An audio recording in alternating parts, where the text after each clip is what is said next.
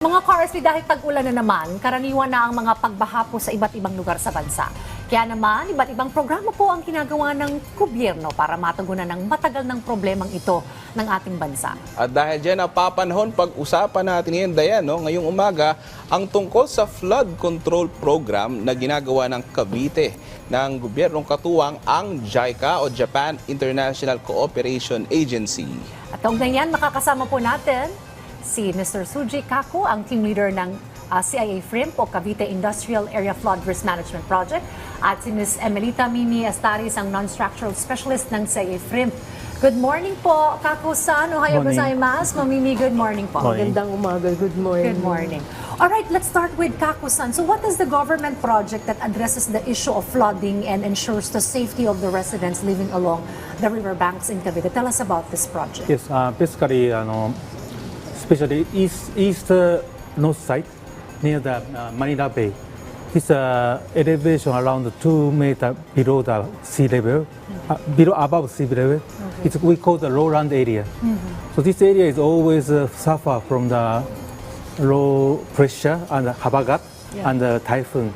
It is always caused by the water overflow, flooding, and not insufficient drainage system, and also high tide. So this is very always a low flooding area. That's what we study and conducting implementing about structure and non-structural measure. All right, Kako-san, who will benefit from this project? Basically, the residents around that area, we are trying to covering the reduce human casualty and also business people now. So, Mr. Kako-san, what areas covered by this project and how will it affect or it will solve the problem in flooding, particularly in the rivers? Yes, sir. This is actually the second project we are not ongoing now. First project is in the Imus River and Baco River. We already constructed 2 returning basins. This returning basin first time constructed in Philippines. It's try to catch the water. It's very much functional, effective now. And then ongoing now, we are going to do another work in that. It's called river improvement plus returning basin now for the different next area, covering the area. Maybe also know who are the partners in this project? The partner is basically our implementing office is DPWH. PWH. And also we have a conducting with concerned agency, 5 LGU plus provincial government, and also OCD and PAGASA and DILG and also concerned government agencies. All right, we'll go back to you, Kako-san. Puntahan naman natin ngayon si Ma'am Mimi. All right, bilang non-structural measure specialist, tell us about the work that you do at kaugnay na rin po sa flood mitigation project na ito, lalo na po sa mga naninirahan po sa tabing ilog ba? Ang non-structural measures ay ang counterpart measure ng structural. Kung sila ay gumagawa ng mga struktura para mabawasan ng pagbaha, yung magnitude ng flood, ang non-structural measures ay binabawasan ang vulnerability ng mga komunidad, ng mga tao laban sa risk na dulot ng iba-ibang hazard, particularly flood, typhoon, etc. So let's talk about yung Cavite area po, ma'am. Kamusta po ba yung kalagayan po at epekto po ng pagbaha po sa lugar na ito? Ito ay isang, over the years, magmula 2006, yung bagyong Milenyo, Ondoy, Habagat 2012, at Habagat 2013, at lately yung bagyong Paeng, sobrang pinsala ang nangyayari doon sa aming areas, Noveleta, Imus, Kawit, Bacoor, at General Trias, and also Rosario. So yung non-structural measures, kami talaga ay nakikipagtulungan at ang trabaho ay talaga sa community. Ini-involve yung community, yung mga tao, sa iba-ibang non-structural measures na dinidesign ng project, katulad sa emergency management, nandyan yung pag-strengthen namin ng organization sa communities at sa LGUs. Sinisigurado namin na nandoon yung mga DRRMO, mga planning offices para maisagawa yung project. Kasi yung aming talagang pangunahing layunin ay sustainability at continuity na kahit matapos yung project, ay tuloy-tuloy na magagawa ng mga LGU. Meron technology transfer. Isa sa mga projects or programs na ginagawa naman ay ang IEC.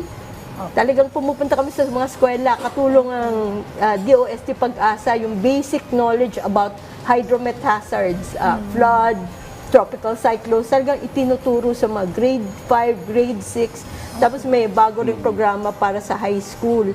Also, tumutulong kami sa flood mapping para ma-identify yung mga, hindi lang yung mga hazard areas kung saan huwag magtatayo ng mga struktura. Tinutukoy din namin yung mga safe spaces para bago pa magbaha, makakapunta na dito, doon sa mga safe spaces. And sa farming communities, pati animal shelters, ginagawa natin. Okay, that's good. Pero I'm sorry to cut you off. Kasi di ba may mga nagrereklamo ng mga lugar. Dati, sinasabi, dati hindi kami binabaha. Pero ngayon, binabaha na. For example, nung last time, yung Commonwealth Avenue, well, binaha siya eh. Pero ano ba yung bilang inyong expertise na rin? Ano yung nakikita niyong problema? Bakit biglang binabaha ngayon yung mga lugar dati na hindi naman binabaha? Okay. Marami kasing klase ng pagbaha. Andyan yung urban flooding na mention ni Mr. Kako kanina na yung drainage problem. Tapos meron urban development management na naging medyo out of control sa iba-ibang lugar. Mga natayuan yung mga branches ng rivers, baradong drainage, madaming basura, nagka-clog sa river. So lahat yan as a non-structural measures, pumipili lang kami ng focus. Katulad ng Cavite, for instance, meron siyang lowland. Hindi binabaha yan ba? Oo, meron din siyang upland. Eh, upland, pag malakas yung ulan doon, kahit hindi pa bumabaha sa lowland, Correct. yung agos ng tubig, yung mga trosong napuputol, yung mga basura, kaya ngayon, tapos kumikipot pa yung mga rivers. Yeah. Tsaka yung sinasabi ko nga na natabunan yung mga branches ng river dahil sa development. Okay, so we have a project now that will give solutions. So lastly, Kaku-san, tell us when is the target completion of this project? When did it start? And what do you look for after the completion? Yes, now ongoing project now we are starting the detailed engineer design starting from 2018.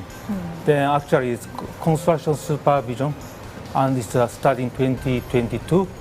And our target is 2028 at this moment. Okay. Probably some last few words or message to all Mga our viewers, kababayan. especially those who will be, the project will be beneficial for them. Any message to them, please? Yes, sir. Because we are doing this project is just it's a long-term solution. So I hope people will understanding this project, and because maybe we are sometimes disturbing, but hope this will help the next generation, that people can be saving the life. Ang akin naman ay itaas natin yung level ng preparation, yung preparedness, yung focus na baka pa nga mabaha, malubog yung ating mga Prevention, kabahayan. ma'am, no? Oo, dapat talagang handang-handa na Tama. tayo to the best of our abilities, katulong yung lahat ng mga partner agencies. Right. Tamang-tama po ngayon panahon ng tag-ulan, talagang ang mga ganitong usapan ay mahalaga. At dapat ito ay year-long nating talagang Tsaka tama yung tinatalakay. sinasabi kanina ni Kakusan. It's a whole government approach, right? It's a partnership between Yes. the LGUs and the national government. Yes, sir. Well, thank you very much. Arigato you. gozaimasu. Thank you. Thank you po sa inyong panahon dito sa Rise and Shine Pilipinas. Muli nakasama po natin si Mr. Suji Kaku at si Ms. Emelita Mimi Astares. Thank you very much. Thank Thank you. you.